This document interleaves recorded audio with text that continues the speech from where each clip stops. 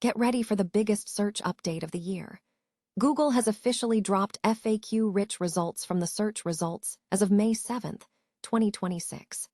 This is a massive change for anyone relying on that structured data, and we are breaking down exactly what this means for your SEO strategy and how you need to adapt immediately.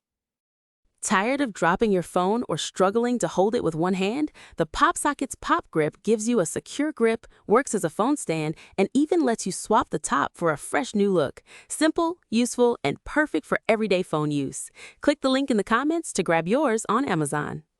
Next up, we are diving deep into the new official documentation from Google Ads regarding site visits assets. Hanna Kobzova spotted this crucial document, and it reveals that site visits are now officially called site visits assets, complete with new rules and dynamic data display. Find out if your domain is eligible and how this changes how you measure performance in your text ads. Now, let's talk about a major shift in Google Ads campaign structure. Google has finally allowed you to run vehicle ads directly within your standard shopping campaigns, a feature previously locked away in Performance Max. We'll walk you through the new setup guide and see how this opens up new avenues for automotive advertisers. And finally, the seismic shift in PPC is here.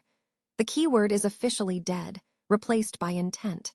We explore why the decline of keyword targeting signals a major change, how AI Max is replacing manual keyword selection, and what the new role of the intent engineer will be. Don't miss this, and subscribe now for the full breakdown. Google has officially discontinued the display of FAQ-rich results in its search results, effective May 7th.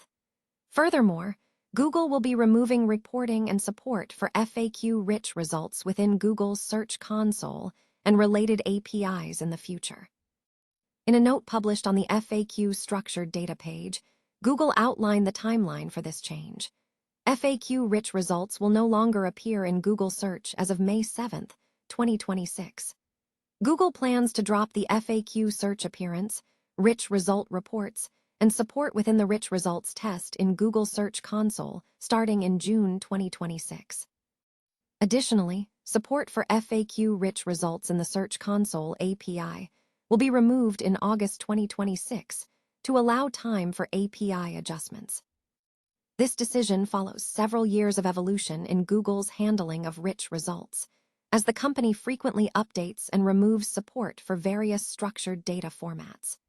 While FAQ-rich results were initially launched in 2019, Google had previously indicated a reduction in their appearance frequency starting in 2023, culminating in their complete removal going forward.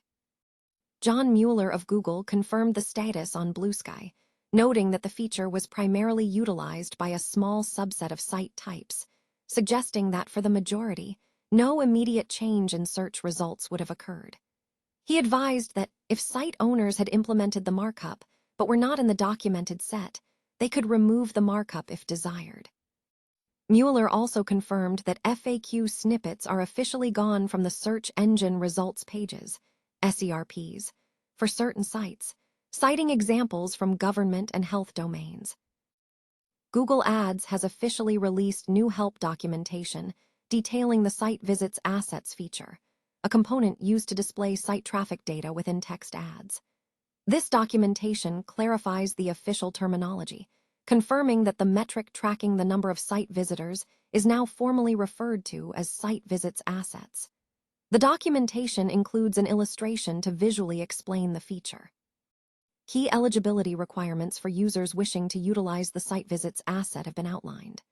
Crucially, Google has added a disclaimer stating that site visits are not guaranteed to serve, even if an account meets the eligibility criteria.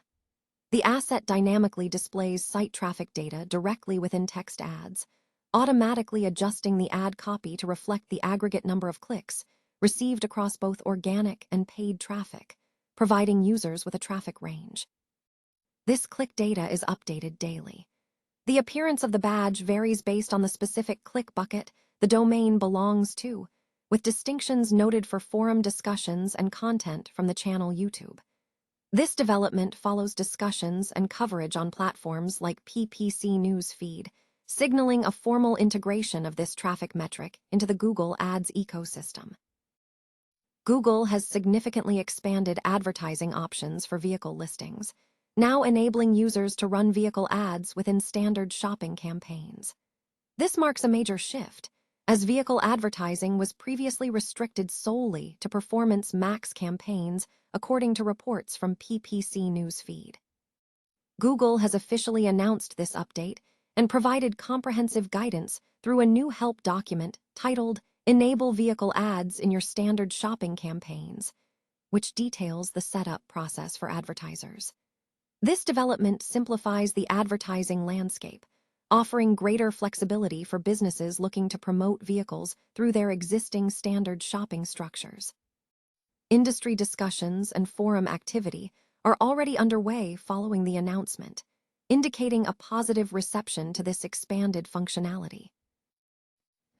The landscape of pay-per-click advertising is undergoing a fundamental transformation, signaling the obsolescence of traditional keyword targeting in favor of intent-based automation. A long-time industry veteran, who helped build Google's keyword system, asserts that the keyword as the primary targeting artifact is dead, replaced by a system prioritizing intent, automation, and data signals. /n/n the shift is driven by technological advancements. Features like smart bidding have moved focus from granular keywords to outcomes such as return on ad, spend ROAS, and cost per action, CPA. The 2023 broad match overhaul further cemented this trend, making semantically intelligent matching a core component, and AI Max is pushing keywords into an optional role in search campaigns entirely. /n/n historically, keywords functioned as a contract. Advertisers researched keywords, structured accounts around them, and Google honored that structure by matching queries. This provided valuable diagnosability through the search terms report, allowing advertisers to see exactly what queries drove performance. However, this model has fractured as match types evolved. Exact match became less precise, and the system prioritized conversion probability over specific keyword triggers. /n/n today, the synthetic keyword, a distillation of complex user intent, is supplanting the legacy keyword. AI Max exemplifies this, where advertisers provide URLs, assets, and business data, and the system generates intent matches on the fly from user prompts, making explicit keyword declaration optional. This trend is mirrored across platforms, with competitors like OpenAI also adopting keyword-optional intent matching.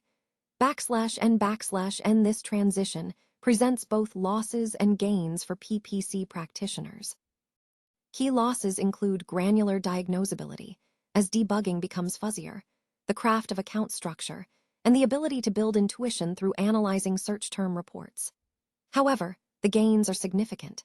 Coverage of queries missed by manual lists, a lower maintenance tax from reduced need for query audits and negative keyword management, and access to advanced, LLM-driven signals about the user journey. /n/n industry practitioners are already adapting. Advice from industry leaders suggests a phased approach, starting with phrase match, moving to exact, and layering broad and smart bidding on top. For lead generation, the highest leverage involves piping qualified lead data back to Google to train the AI models. Negatives remain a powerful tool for budget discipline, and the distinction between optimizing for cost per lead versus cost per qualified lead is critical.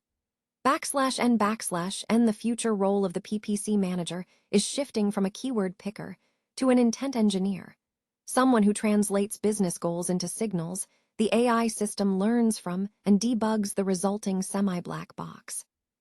The core paradigm is moving from control, which was about dictating terms to Google, to leverage, which is about feeding the engine the correct signals for algorithmic execution. The keyword as an advertiser artifact is obsolete. Mastery of the inputs the new intent-based system requires is the new imperative.